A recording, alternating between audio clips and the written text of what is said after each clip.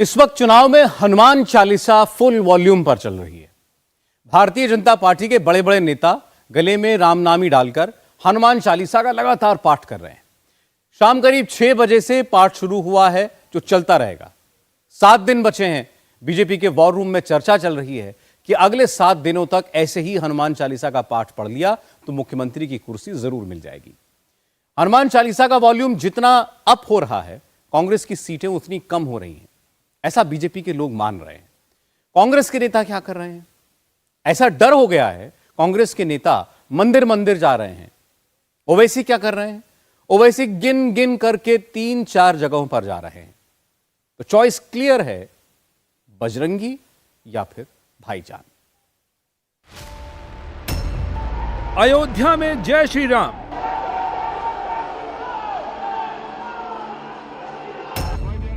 किष्किंधा में जय बजरंगबली। आवाज दिल्ली तक पहुंचनी चाहिए, बजरंगबली की। कांग्रेसी खेमे में खलबली, भाईजान बोले अली अली, भगवा की हवा चली, जीत दिलाएंगे बजरंगबली। क्या चुनाव बजरंगी वर्सेस भाईजान हो गया?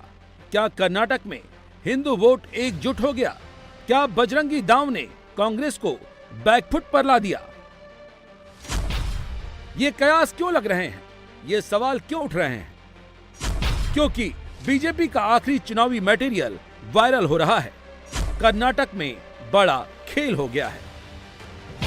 बजरंगबली का मुद्दा बीजेपी ने हाथों हाथ ले लिया है।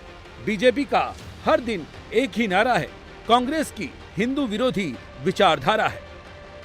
जब मैं यहाँ हनुमान जी की इस पवित्र भूमि पर आया हूं, मेरे लिए हनुमान जी की इस पवित्र भूमि को नमन करना ये बहुत बड़ा सौभाग्य है। लेकिन दुर्भाग्य देखिए, जब मैं आज हनुमान जी की पवित्र भूमि को प्रणाम करने के लिए आया हूं, उसी समय कांग्रेस पार्टी ने अपने मैनिफेस्टो में बजरंगबली को ताने में बंद करने का निर्णय किया है। पहले प्रभु श्री राम को ताले में बंद किया और अब जय बजरंगबली बोलने वालों को ताले में बंद करने का संकल्प लिया है। यह देश का दुर्भाग्य है कि कांग्रेस पार्टी को प्रभु श्री राम से भी तकलीफ होती थी और अब जय बजरंगबली बोलने वालों से भी तकलीफ हो रही है। बीजेपी नेता कांग्रेस के मैनिफेस्टो में बजरंग दल पर बैन वाला पन्ना जला रहे हैं। जब से मोदी ने बजरंग बली वाला स्विच ऑन किया है, राहुल प्रियंका से लेकर पूरी कांग्रेस का मूड ऑफ हो गया है। उसकी वजह यह है कि गली गली में हनुमान पाठ हो रहा है, बजरंग बाण चल रहा है।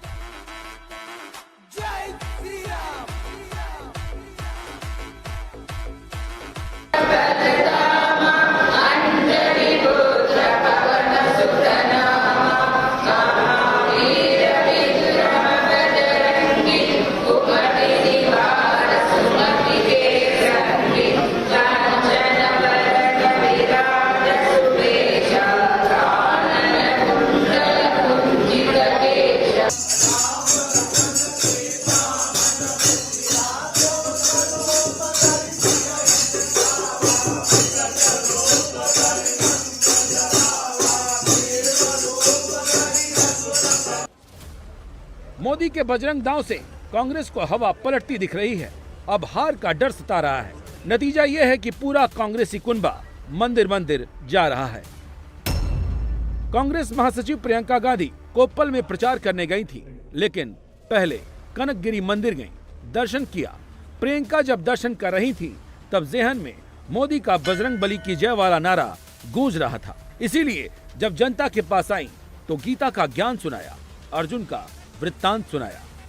कभी प्रधानमंत्री जी गिनने लगते हैं कि उनको किसने कितनी गालियां दी, कहीं इनके नेता कहने लगते हैं कि किसी का अपमान हुआ है, कभी धर्म की बातें उठा लेंगे ताकि आपके जज्बात, आपके इमोशंस उसमें पड़ जाएंगे। मतलब कि सारी बातें कर रहे हैं, लेकिन जो आपके काम की बात है वो नहीं हो रही है इन मंचों पर। आपका पेट कैसे भरेगा?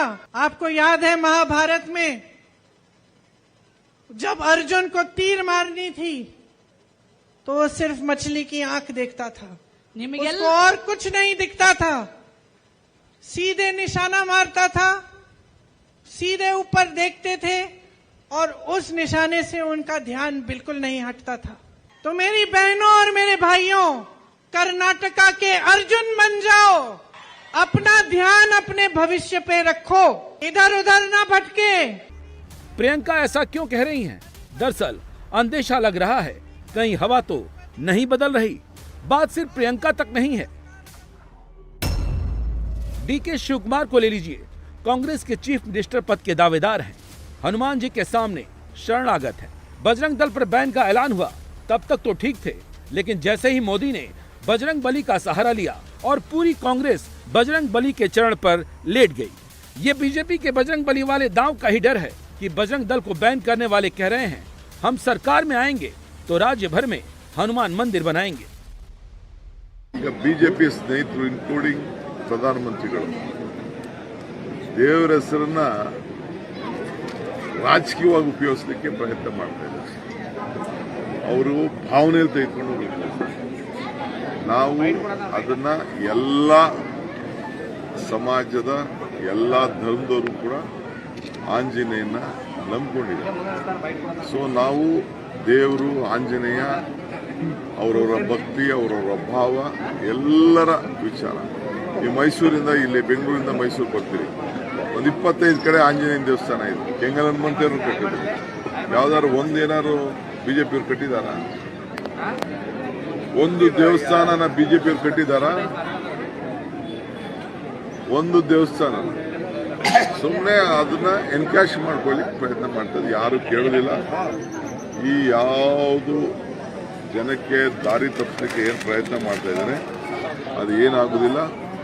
ಕಾಂಗ್ರೆಸ್ ಪಕ್ಷ ಅಧಿಕಾರಕ್ಕೆ ಬರ್ತದೆ. ವಿಶೇಷವಾಗಿ ಅಂಜಾದ್ರಿ ಏನು ದೇವಸ್ಥಾನದ ರಾಮ ಹುಟ್ಟಿದಂಥ ಎಲ್ಲ ಸ್ಥಳಗಳು ಕೂಡ ನಮ್ಮ ರಾಜ್ಯದಲ್ಲಿ ಅವ್ರು ಯಾರು ಹೇಳೋದು ರಾಮನ ದೇವಸ್ಥಾನ ಕಟ್ಬಿಡ್ತೀವಿ, ರಾಮನ ಇವೆಲ್ಲ ಸುಮ್ಮನೆ 4 ವರ್ಷ ಏನು ಮಾಡ್ತಾ ಇದ್ರು, ಏನು ಮಾಡೋಕ್ಕಾಗಿಲ್ಲ. ಬಟ್ ನಾನು ಹೇಳ್ತಾ ಇದ್ದೀನಿ, ಏನು ಅಂಜಾದ್ರಿ ಬೆಟ್ಟ ಇದೆ ವಿಶೇಷವಾದಂತಹ मंडली स्थापने ಮಾಡ್ತೀವಿ, ಅದಕ್ಕೆ ಬದ್ಧತೆ ಇದೆ. कांग्रेस को बजरंग दल बैन का मुद्दा किस तरह से डेंट कर रहा है उसका अंदाजा इसी बात से लगा सकते हैं कि कर्नाटक कांग्रेस पूरी तरह से बैकफुट पर आ गई है। अब बजरंग दल बैन पर सफाइयां दे रही है। Take any issues, but that issue will have to be taken, people will take it with a pinch of salt. See, there is no issue at all. It is the issue before the Supreme Court.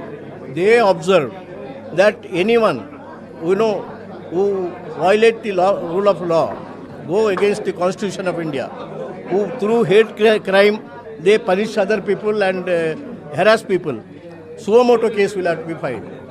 When the Supreme Court has given that direction, each state will have to examine this in this background.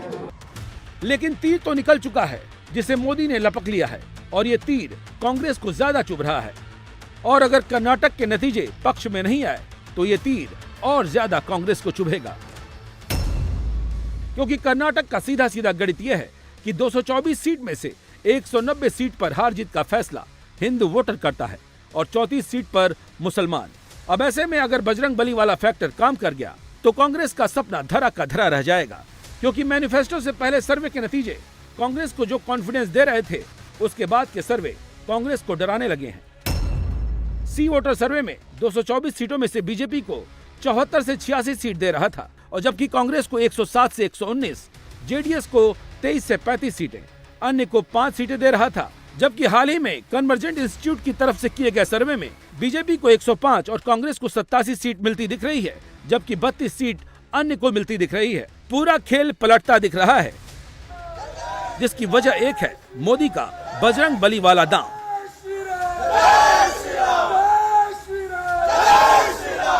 Bajrang Dal को PFI के साथ जोड़ रहा है। PFI तो national level में अभी ban हो गया है। ये बैन होने के ऑर्गेनाइजेशन को अगेन बैन करने का क्या है? सिर्फ बजरंग दल का नाम बोलने के लिए कांग्रेस को वो करेज नहीं है, इसलिए वो राष्ट्रभक्त संगठन है, उसको भी मिलाकर वो मेरे मैनिफेस्टो में बोला है।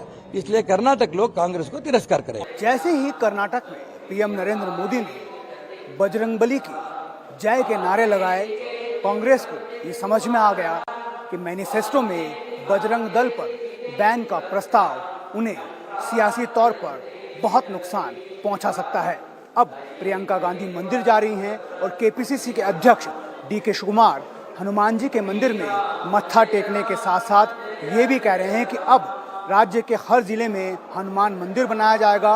अंजनाद्री पर्वत जो हनुमान का जन्म स्थान माना जाता है, उसकी भव्यता के लिए, उसकी आधुनिकीकरण के लिए एक मंडली का गठन किया जाएगा। लेकिन तस्वीरें आप यहाँ देखिए, यहाँ पर अब बजरंग दल और वीएचपी के लोग हर मंदिर में कर्नाटक के हनुमान चालीसा का पाठ कर रहे हैं, श्री राम जय राम के नारे लगा रहे हैं। जाहिर तौर पर बैठे बिठाए बीजेपी को कर्नाटक में एक ऐसा सियासी मुद्दा मिल गया है जो अब तक सर्वे कर्नाटक में कांग्रेस को बढ़त दे रहे थे। इस मुद्दे से लगता है कि बाजी कहीं न कहीं पलट भी सकती है। इंडिया टीवी हर वक्त हर जगह डाउनलोड करने के लिए सर्च करें India TV news Google play store या ऐप स्टोर पर।